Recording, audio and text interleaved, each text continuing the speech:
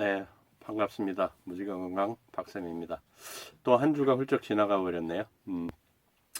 이제 2022년이 시작한 지도 이제 벌써 28일입니다. 또 한 달이 또 다 갔네요. 세월은 참 빠른 것 같아요. 아이 때들은 세월이 안 가지 않습니까? 그래서 빨리 나이 먹고 싶은데 나이를 한 살 한 살 먹어가다 보니까 세월이 너무 빠르다. 예전에 이제 부모님들이, 저는 이제 부모님들이 다 돌아가셨지만 예전에 부모님들이 너도 인생을 살아봐라. 휙하면 60이고 휙하면 70 될 거다 하신 말씀이 이제 좀 와닿는 것 같아요. 별로 한 것도 없는 것 같은데 벌써 저도 이제 내일 모레면 이제 60을 바라보고 있으니까 말입니다. 자, 오늘은 이제 또 이제 어떤 책을 해드릴까 이제 같이 공부를 해볼까 하다가 이제 호르몬을 계속 공부를 했지 않습니까? 그래서 그러면 지금까지 뭐 여러 가지 문제들이 생겼는데 그럼 우리 아이들이 실생활에서 얼마나 많이 노출되어 있는가에 관련된 책이 있거든요. 그래서 이제 제목이 이제 슬로우 데스라는 책이에요. 천천히 죽는 거죠. 그래서 어떤 내용이냐면 아이들이 갖고 노는 장난감에 있는 환경 호르몬들에 대한 얘기들이에요. 사실은 되게 끔찍한 얘기들이 많아요. 그거에 대해서 한번 공부를 하는 것도 괜찮은 방법인 것 같아요. 그래서 아이들과 어떻게 하면 환경 호르몬에 대한 노출을 조금 더 줄일 수 있나 고민해 보는 것도 괜찮은 것 같고요. 이게 이제 슬로우 데스라는 건데, 그래서 부제목으로 뭐가 있냐면 일상 속 내 아이를 서서히 죽이는 오리 인형의 진실이라고 돼 있어요. 미국 케이스겠죠. 이렇게 이제 노란 오리를 가지고 많이 노는가 봐요. 이거의 진실은 이제 얘기하는 거죠. 그래서 두 분이 공저를 했는데 릭 스미스라는 분이고, 릭 스미스는 캐나다 환경방어의 상무이사이자 캐나다의 선도적 환경운동가 중 한 사람이다. 그는 켈프 대학교에서 생물학 박사학위를 받았다. 그러니까 그쪽에 대해서 연구를 하신 분이죠. 또 이제 또 한 분이 브루스 루리에라는 분인데, 캐나다에서 가장 큰 규모의 환경자문기구를 창설한 영향력 있는 환경사상가로 정부, 기업, 재단, 비영리기구 등과 긴밀하게 협력하고 있다라고 돼 있어요. 전부 이제 사회운동가들이죠. 사회운동가들이 왜 이런 얘기들을 했을까요? 점점 사회적으로 문제가 되기 때문에 이분들이 아마 이런 연구를 하고 또 이제 저서를 낸 게 아닌가. 그래서 이제 슬로우 데스 이 내용들을 보게 되면 뭐 앞에 추천사들도 있고 한데 이런 얘기들은 저는 책을 개인적으로 살 때 추천사를 별로 안 읽어요. 왜냐하면 추천사를 읽다 보면 그 추천사 속에서 이렇게 딱 갇혀가지고 헤어나질 못하거든요. 그래서 이 책은 이제 총 9장으로 형성이 돼 있어요. 그래서 파트 1은 이제 환경 오염, 과거와 오늘날의 차이. 그러니까 2장은 이제 고모리 전쟁. 그래서 3장은 세계에서 가장 미끌미끌한 물질, 석유 화학 물질의 새로운 용도. 5장은 퀵실버 슬로우 데스, 빨리 늙고 천천히 죽는다는 얘기죠. 되게 슬프죠. 저도 지인들한테 앞으로 이제 평균 100세 시대라고 하니까 평균 100세지 내가 100세까지 산다는 얘기가 아니다.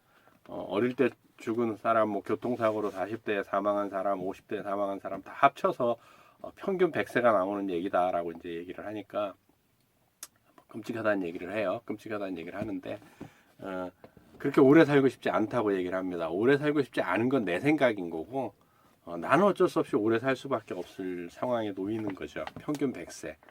평균적으로 100세라는 얘기니까. 근데 파트 6은 병균 공포증. 7장은 이제 제초제에서 고엽제까지. 8장은 엄마의 힘.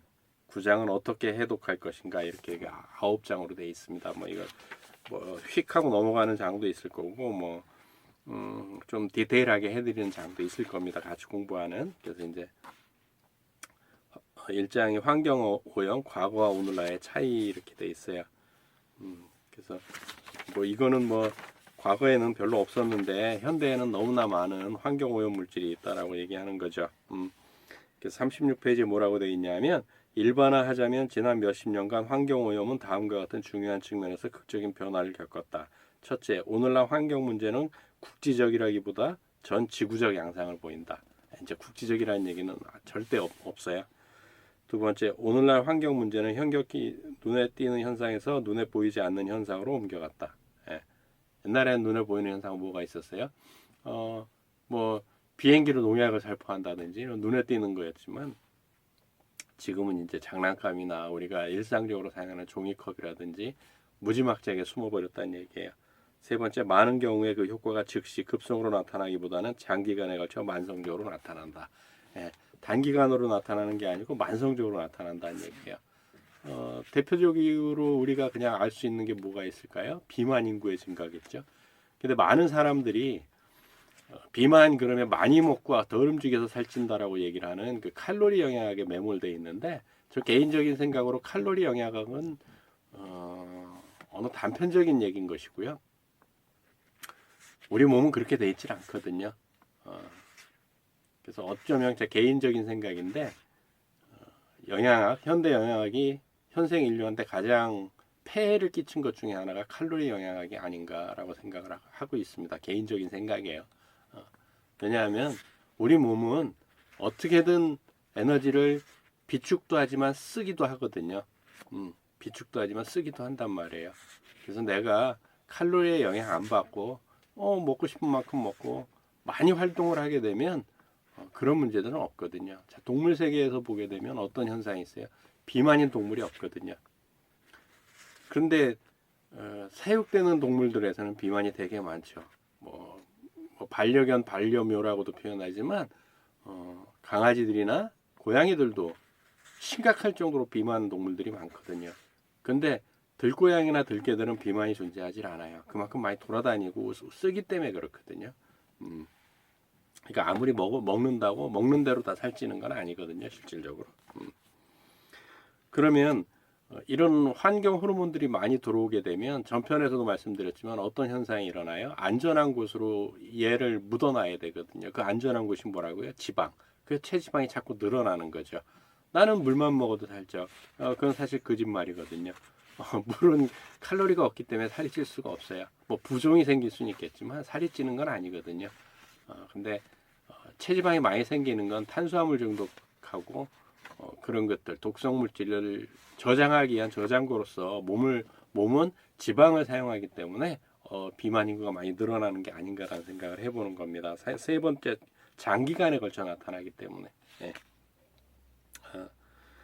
그래서 37페이지에 뭐라고 되어 있냐면 사람들은 건강이 환경 오염과 관련되어 있다는 사실을 아주 오래전부터 알고 있었다.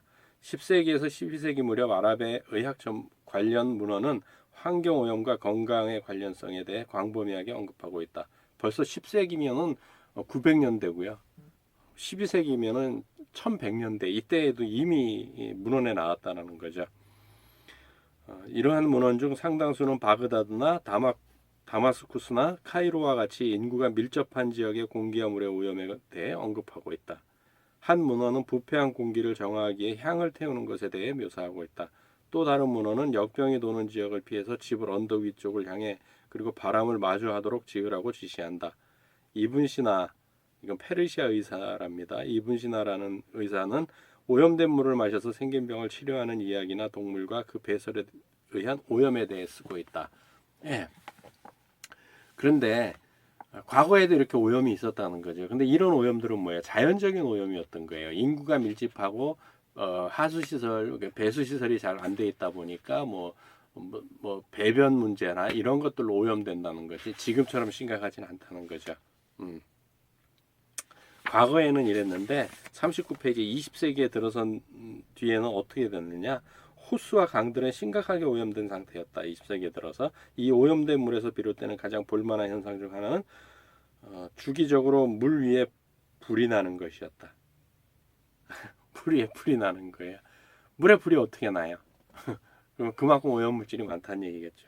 1969년 오하이오주 클리브랜드의 카이오호가 강에서 일어난 불도 그중 하나였다. 불길은 5층 건물 높이로 치솟았다.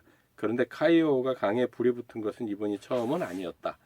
가장 큰 불은 1952년에 일어났는데 이 불로 100만 달러가 넘는 손해를 입었다. 자, 1952년도에 100만 달러면 어마어마한 돈이겠죠. 또 65년에서 70년 사이 5년 동안 구소련의 스베르들로프스크 아유 어렵다 그죠? 의 이세트강과 볼가강에서도 불이 났다.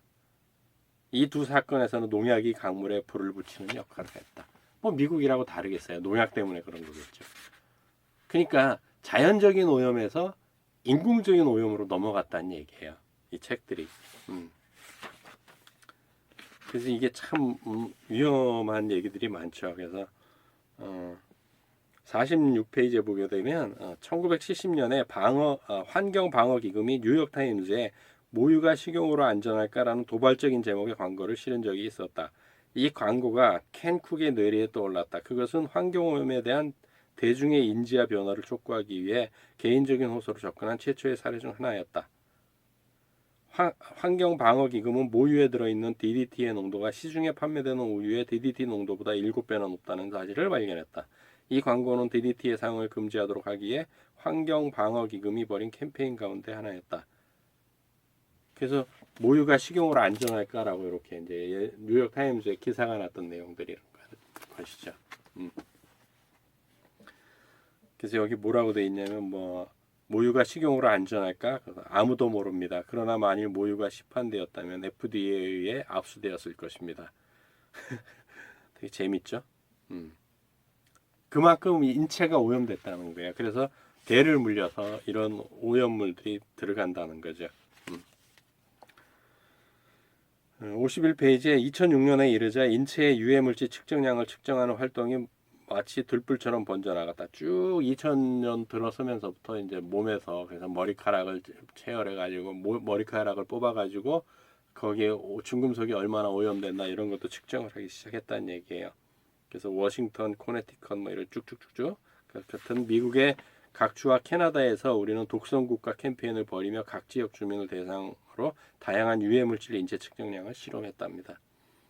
그래서 어떤 결론을 얻었냐면 독성 물질이 엄마의 젖뿐만 아니라 임신 기간 동안 탯줄을 통해 아이의 몸으로 전달된다는 사실이 분명하게 드러났다라는 거예요.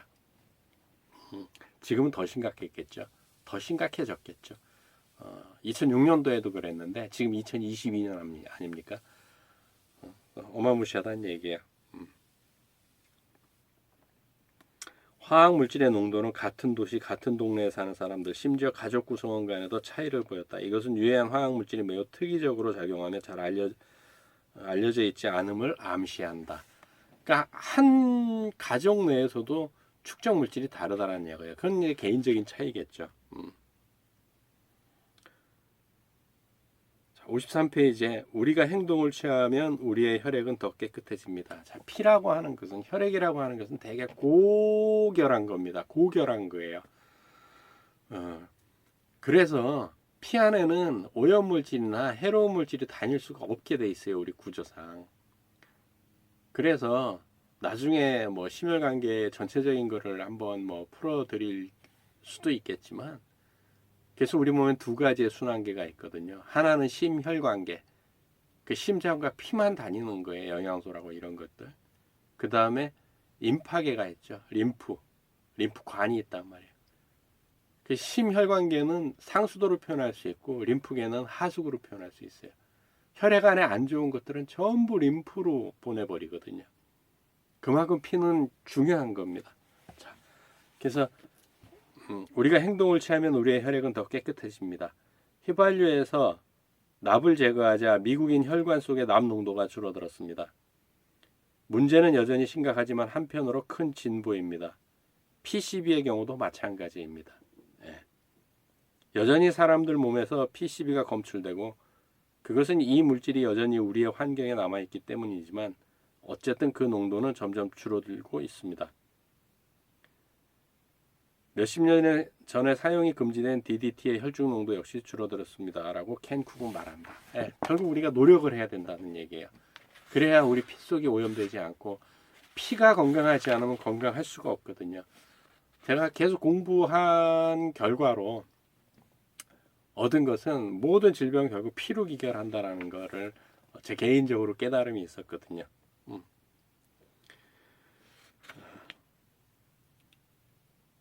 그래서 이제 54페이지에 보게 되면 앞으로 우리는 7가지 화학 물질들을 탐험할 것이다. 이 화학 물질들은 수은을 제외하고 모두 과거 그 어느 때보다 현재 더 심각하게 위험한 그림자를 들이우고 있다. 그 생산량이 꾸준히 증가하고 이 물질들을 사용한 제품의 수는 폭발적으로 늘었다. 동시에 사람 몸속의 측정량 역시 증가해 왔다라고 얘기를 했습니다.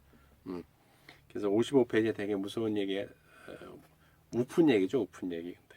우리는 일상 속에 화학 물질의 마루타가 되었다. 그러니까 푸탈레이트와 트리클로산과 같이 목욕용품에 들어있는 물질, 아기의 우유병에서 용출되는 비스페놀 A, 참치에 들어있고 카펫에서 뿜어서 나오는 수은 등이 바로 일상 속의 화학 물질들이다. 참치가 참 고급 어종이죠. 참치는 되게 장점은 뭐냐면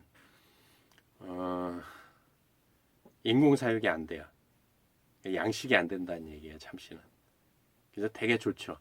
자연산밖에 없어요. 근데 참치는 되게 큰 생선이거든요. 수은 중독이 아주 심각합니다, 사실은. 그래서 참치가 또 되게 비싸잖아요. 그래서 조금밖에 못 먹는 게 어쩌면 장점일 수도 있어요. 수은을 그만큼 덜 먹기 때문에.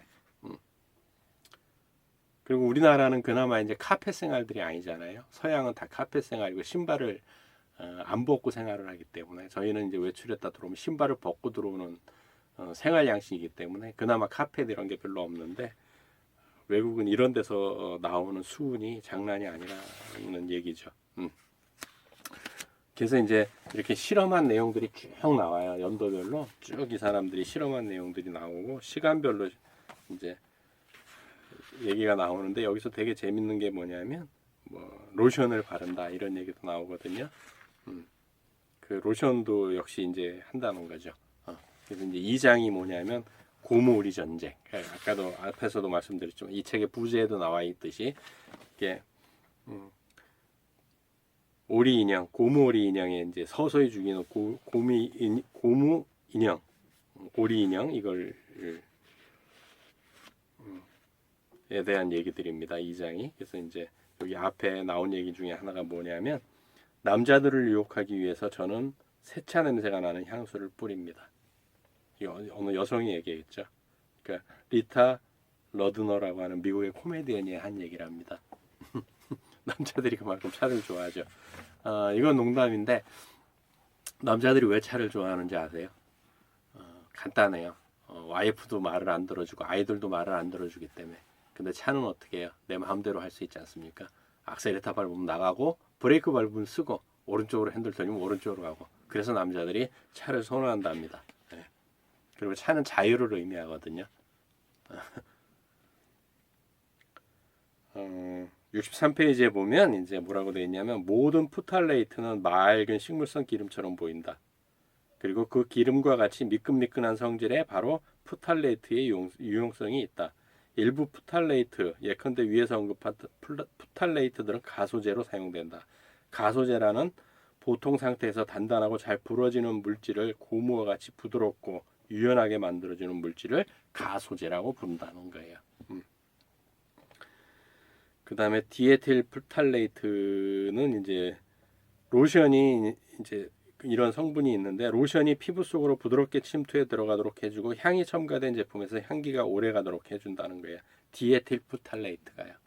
푸탈레이트는 여러 군데 쓰이는데 말했지 않습니까? 딱딱하고 부러지는 것들을 부드럽게 만들어주는 게 푸탈레이트인데 그 중에 이제 디에틸 푸탈레이트라고 하는 것들은 로션이 피부 속으로 침투할 수 있도록 만들어주는 성분이라는 거예요. 로션에도 푸탈레이트가 들어간다는 얘기겠죠. 여러분의 집 안에 있는 방향제, 변기 청소용 세제, 샴푸 그리고 그 밖에 많은 제품 등에 모두 이 물질이 들어있을 가능성이 높다. 가능성이 높다는 얘기예요. 푸탈레이트의 영향에 대한 과학적 관심과 연구가 빠른 속도로 증가하고 있다. 그래서 쥐나 생쥐를 대상으로 연구한 것들이 이제 쭉 나오는데요. 그래서 이제 어떤 것들이 있냐 하면은 푸탈레이트 신드롬이라고 이제 불리는 증상이 있는데 이건 어떤 게 있냐면 음경의 아랫부분과 항문 사이의 거리가 줄어드는 현상. 고환이 완전하게 내려오지 않는 증상. 요도가 음경의 끝까지 뻗어 있지 않고 중간쯤에서 끝나는 요도하열. 요도하열이라고 불리는 선천적 음경의 결함 등이 있다. 푸탈레이트가 그런 남성의 성기에 문제를 일으킨다는 얘기예요. 또 푸탈레이트에 노출되면 다 자란 동물이 고환암에 걸리고 정자의 질이 저하되는 것으로 나타났다. 그래서 그렇게 고환암이 늘어나고요. 또 뭐가 생겨요? 불임이 늘어나는 이유 중에 하나예요. 옛날에는 임신이 안 되면 전부 여자 책임을 했었거든요. 근데 지금은 제가 개인적으로 50대 50이 아닌가라고 생각을 하거든요. 동시에 인간을 대상으로 연구하는 과학자들이 고환 발육 부전증이라고 명명한 비정상적 남성 기능의 패턴을 찾아내게 되었다. 여기에는 요도하열, 정자의 질저하, 고환암, 잠복고환. 잠복고환이라는 건 뭐하냐면 고환이 내려와 있어야 되는데 뼈 안에 들어가 있는 거예요. 밖으로 노출되어 있지 않고. 등이 포함한다. 이게 이제 슬픈 게 뭐냐면 TDS의 원인을 보여주는 유력한 이론 중 하나는 이러한 이상이 푸탈레이트와 같이 호르몬의 활동을 교란하는 화학물질에 노출되어 일어난다는 것이다. 그래서 푸탈레이트가 이런 일들을 다 일으킨다라는 거죠. 그래서 임신한 여성을 대상으로 한 미국의 몇몇 지역의 어머니와 어린이들에게서 관련성에 대한 증거를 얻었다.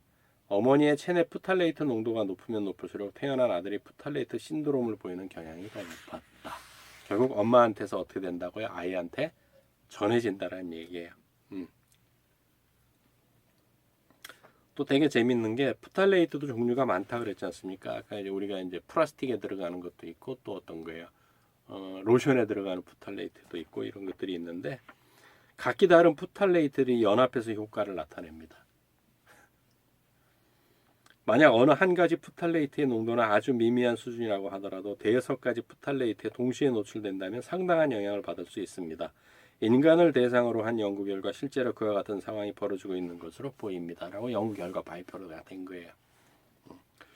그러니까 우리는 한 가지에만 노출되어 있지 않거든요. 그거를 이제 전문 용어로 칵테일 효과라고 하는데 섞었다는 거죠. 여러 개 섞었는데 이거 하나하나 허가를 받을 때는 어떤 식으로 받냐면 한 가지에 대해서만 허가를 받아요. 이 정도는 안전하다라고. 그러니까 칵테일 효과에 대해서 허가를 받는 게 아니거든요. 근데 우리가 쓰는 게 한 가지가 아니라는 얘기예요. 되게 슬픈 현실이거든요. 67페이지에 푸탈레이트는 집과 어린이집과 학교에 있는 많은 물건들로부터 우리 아이들에게 침투할 수 있습니다. 푸탈레이트는 이러한 제품으로부터 용출되어 아이의 손이나 가구나 바닥으로 침투할 수 있습니다. 또 어린이 방이나 거실에 먼지를 오염시킬 수 있습니다. 아이들이 먹는 음식을 통해서 또는 피부로 접촉하는 제품을 통해서 푸탈레이트는 몸속으로 들어올 수 있습니다. 그 푸탈레이트는 집안에서 종종 마주하는 장난감 샤워 커튼. 우리나라는 그나마 샤워 커튼은 별로 없죠. 우비. 아이들 비옷 입히잖아요. 등과 같은 비닐 제품뿐만 아니라 건축 자재, 혈액 보관용 백, 정맥 주사액 백, 링거 안에 들어가 있는 거 있죠. 요즘 다 비닐이지 않습니까? 옛날엔 병이었는데. 예. 또 주사기 세트, 그 밖의 의료용품 등과 같이 우리 아이들이 현재 노출되지 않은 제품에서도 찾아볼 수 있다. 혈액보관용 백은 헌혈하면 비닐봉지에 받지 않습니까? 거기에도 있다는 얘기예요. 푸탈레이트는 이러한 비닐 또는 플라스틱 제품에 아주 단단히 결합되어 있지 않기 때문에 쉽게 용출될 수 있다.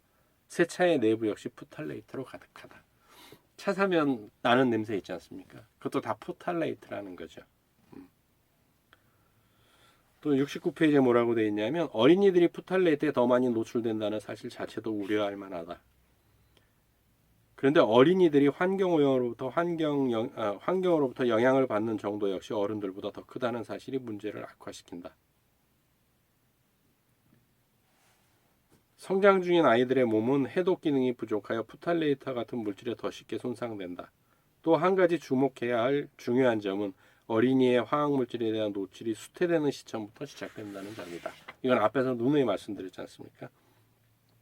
근데 이제 되게 재밌는 게 70페이지에 이렇게 돼 있어요. 세틀러는 연구한 사람이에요.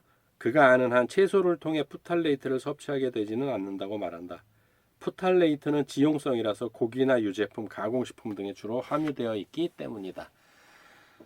그래서 우리가 완전히 완전히 채식주의자로 갈 필요는 없지만 육류 섭취나 유제품 섭취를 줄여야 되는 이유가 여기에 있는 거예요. 많은 아이들이 아프지 않습니까? 왜 아픈지를 한번 생각을 해보셔야 돼요. 엄마들은 진심으로 말씀드리는 거거든요. 71페이지에 푸탈레이트가 특히 지방 함량이 높은 유제품, 가로 열고 유아용 제조유를 포함해서라고 돼 있어요. 생선, 고기, 기름 등에 많이 들어있다는 조사 결과에 대해 셔틀러는 우유와 유제품의 경우 소가 먹는 먹이를 통해 푸탈레이트가 들어가기도 하지만 축사의 소 젖 짜는 기계에서 우유 수집통으로 연결된 비닐 재질의 관으로부터 푸탈레이트가 옮겨갈 수도 있다고 말합니다. 네, 슬픈 얘기죠. 또 재밌는 게 72페이지에 미국 소아과학회는 어린이들이 푸탈레이트가 함유된 장난감이나 다른 물건들을 입에 넣거나 빨거나 씹을 때 이 화학물질이 체내로 흡수될 수 있음을 확인했다. 비록 어느 정도 노출되는 것인지 정확한 양을 알 수는 없지만 이러한 식품외의 물건을 통해 푸탈레이트는 전체 노출량의 10배 이상 흡수된다고 한다. 아이들은 어떤 물건을 잡은지 입으로 갖고 들어가지 않습니까? 특히 장난감에 여기는 무슨 뭐 색소가 안 들어갔어요. 뭐 화학식품 뭐 첨가가 안 됐어요. 근데 어떻게 그렇게 부드러울 수 있냐는 거죠. 생각을 해보셔야 돼요. 우리 아이들. 되게 심각한 일이에요. 74페이지에 황당한 일이 2007년 여름에 부지기수로 일어났다. 매일매일 장난감과 관련된 경악할 만한 소식이 들려오는 듯했다. 아쿠아도츠. 이건 뭐냐면 구슬을 이어붙여 다양한 모양을 만들 수 있는 장난감이래요. 도츠에서는 이른바 데이트 강간 약물이라고 불리는 GBH라는 환각제가 용출되었다. 한편 납으로 칠갑을 한 바비 인형과 세서미 스트리트 인형은 독성이 더 강한 것으로 나타났다. 가장 잘 팔리는 보드게임판에서도 성면이 검출되었다. 미국의 케이스죠. 우리나라에 그렇게 바비 인형이 많이 팔리는 것도 아니고. 근데 여기 표현이 재밌지 않습니까? 납으로 칠갑을 한 바비 인형이라고. 우리나라도 딸아이들 기를 때는 바비 인형 같은 거 좀 사줬을 거예요. 거기 납으로 칠갑이 돼 있답니다. 75페이지는 장난감 업계는 그들의 제품이 납, 크롬, 브롬, 염소와 같은 물질로 오염되어 있다는 사실을 수치심과 어느 정도 뉘우침을 보이는 듯했다. 그러나 푸탈레이트에 대해서는 전혀 미안한 모습을 보이지 않았다. 푸탈레이트는 그러니까 해롭다고 안 본다라는 얘기죠.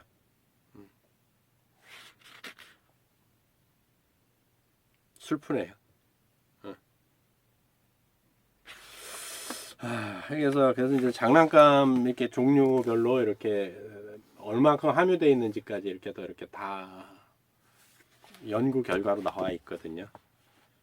그래서 뭐 키디 중 카메라 손잡이에서 뭐 이렇게 나오는 거, 그다음 오리 인형 노란색, 그다음에 오리 인형 작은 거, 그다음에 공 빨강색이나 파란색, 흰색에서 얼마큼 나오는지, 그다음에 목욕탕 책 뭐 이런 거.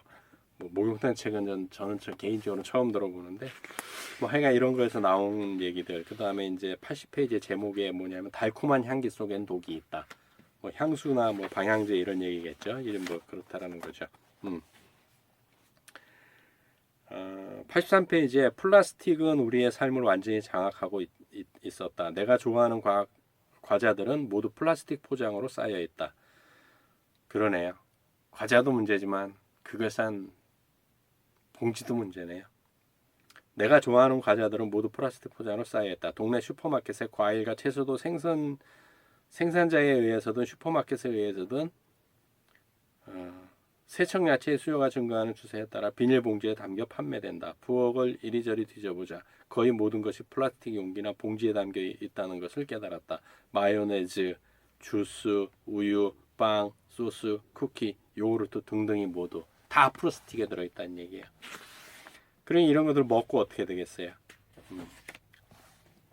슬프네요. 그래서 84페이지는 뒤가 구린 향기 그래가지고 푸탈레이트 쇼핑 리스트 그래갖고 두발 제품에는 뭐 샴푸, 컨디셔너, 그 다음에 바디빌더, 무스, 뭐 그 다음에 헤어 스프레이, 그다음 면도용품에는 질레트 딥 클렌징 세이프 젤, 또 기타 화장품류에는 캘빈 클라인 뭐 이런 것들, 그다음 부엌용품에는 살균 항균 물비누 뭐 이런 것들, 그다음에 뭐 방향 오일제 이런 것들 전부 다 검출된다는 얘기죠. 과거에는 인간이 배출한 똥 오줌이 오염을 시켰다고 한다면 지금은 그렇지 않고 다 인공적인 거란 얘기예요. 그래서 이제 이렇게 아이가 이런 데모하는 사진들, 이거 판매하지 말자고 하는 이런 사진들까지도 이렇게 다 돼 있습니다. 참 슬픈 얘기죠. 94페이지에 유방암 재단은 여성들이 소비자 제품 등을 통해 점점 더 높은 농도의 인공 에스트로겐에 노출된다고 본다. 이 단체는 특히 최근 연구에서 성조숙증으로 가슴이 발달하는 모습을 보인 어린 소녀들의 몸에서 푸탈레이트의 농도가 더 높게 나타난다는 사실을 우려한다. 이러한 우려에서 출발하여 유방암 재단은 푸탈레이트와 전쟁을 벌이기로 결심을 한다. 이렇게 돼 있습니다. 정말 우리가 아무 생각 안 하고 아이들에게 사주는 이런 것들이 큰 피해를 눈에 당장 보이진 않지만 큰 피해를 유발하고 있다는 거죠. 오늘 들어보시니까 어떠신가요? 여기까지 이렇게 끝까지 듣는 분들도 그렇게 많지는 않겠지만 우리 집에 아이들이 갖고 노는 장난감이나 이런 것들이 얼마나 많은지 한번 체크를 해보고 이런 것들을 다시 한번 조금이라도 더 세척을 하시든 아니면 다른 장난감으로 교체해주는 그런 작업들이 됐으면 좋겠습니다. 다음 주에 뵙도록 하겠습니다.